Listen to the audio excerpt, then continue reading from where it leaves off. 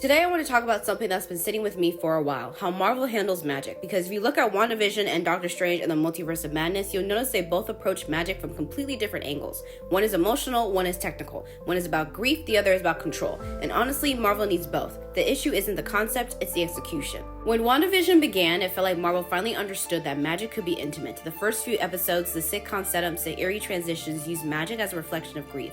Wanda's powers weren't about combat or flashy effects, they were about holding on to what she had lost. The show took something fantastical and made it painfully human. But as WandaVision went on, that emotional storytelling gave way to a more typical Marvel finale. Suddenly, the mystery and subtlety got replaced with sky lasers, CGI, and the who has the bigger spell kind of energy. It lost the depth that made the earlier episodes special. Then comes Doctor Strange and the Multiverse of Madness, and while I think it's a bad movie overall, it did expand how we see magic in the MCU, even if the execution was all over the place. This movie treats magic more like science, structured, rule-based, filled with visuals and multiversal logic, but the problem is it lacks the emotional center that made WandaVision resonate. Wanda goes from a grieving mother to a horror villain without the in-between moments that made her sympathetic, and Strange, who should represent discipline and knowledge, spends most of the film reacting instead of teaching us anything new about magic. So on both sides we got ideas that were strong, but delivery that fell apart. Here's the thing though, Marvel actually needs both sides of magic. You need Wanda's chaos magic, emotional, instinctive, wild, because it's the human side of fantasy, but you also need Strange's structured sorcery, academic, logical, multiversal, because it gives the MCU its mythology. The problem is both projects focused on one side and ignored the other.